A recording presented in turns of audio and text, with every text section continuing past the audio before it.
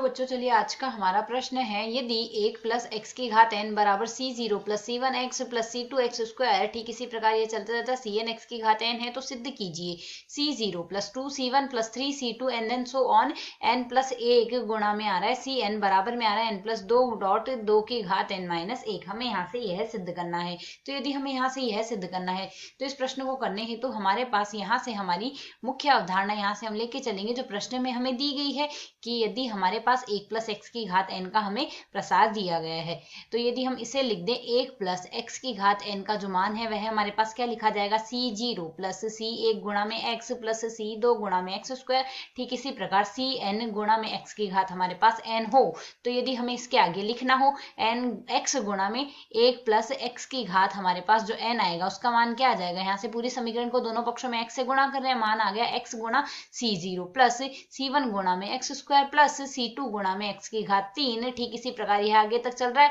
cn गुणा में x की घात आ रहा है हमारे पास n प्लस 1, यह मान हमारे पास आ रहा है। अब यदि यहाँ से हम इस समीकरण का दोनों पक्षों में x के सापेक्ष अवकलन कर दे तो अवकलन से हमारे पास क्या आएगा, x के सापेक्ष अवकलन से,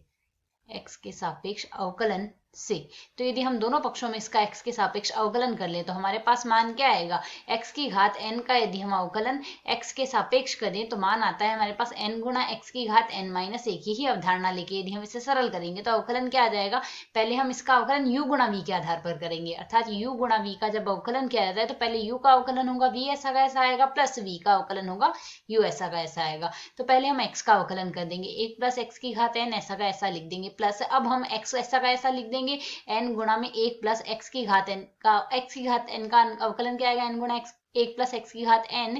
1 प्लस x की घात n माइनस 1 आ जाएगा, और x हम ऐसा का ऐसा लिख देंगे, बराबर में x का अवकलन 1 आएगा तो c0 आ गया, x स्क्वायर का अवकलन 2x आएगा तो 2c1 x आ गया, 3c2 x स्क्वायर आ गया। ठीक इसी प्रकार यही प्रक्रिया हमारे पास चलती जाएगी, मान आ जाएगा n प्लस 1 गुणा में आ जाएगा cn और x की घात n आ जाएगा, यह हमारे पास मान आ गया। अब यदि हम यहाँ से सरल करें, सरल करने के लिए हम क्या करेंगे, सरल करने हेतु हम यहाँ से रखेंगे x बराबर 1, x बराबर 1 रखेंगे तो समीकरण क्या बन जाएगी,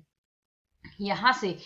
x बराबर 1 रखेंगे और x बराबर 1 रखने से पहले हम यहाँ से दोनों पक्षों में x बराबर 1 रखेंगे तो हमारे पास मान यहाँ से क्या आएगा, 1 प्लस 1 2 हो गया, 2 की घात n हो गया, प्लस में आएगा हमारे पास n गुणा, यह आ जाएगा x के स्थान पर 1 रख रहे हैं तो 2 की घात आ गई हमारे पास n माइनस 1, बराबर में क्या आएगा c0 plus 2c1 plus 3c2। ठीक इसी प्रकार यही प्रक्रिया आगे तक चलती जाएगी, n प्लस 1 cn x की 1 की घात n आएगा तो वो 1 लिखा जाएगा। इसे यदि हम आगे सरल कर ले तो यहाँ से हम क्या कर सकते हैं, दोनों पदों में से 2 की घात n माइनस 1 हम कॉमन ले सकते हैं, 2 की घात n माइनस 1 कॉमन लेने पर मान क्या बचेगा, यहाँ तो आएगा 2 और यहाँ आ जाएगा n ही शेष बच रहा है, बराबर हमारे पास क्या आएगा, यह मान बराबर आ जाएगा c0 plus 2c1 plus 3c2 plus ठीक इसी प्रकार n प्लस 1 cn, यह मान हमारे पास आ गया। हमें यहाँ से यही सिद्ध करना था। शायद समझ आया। धन्यवाद।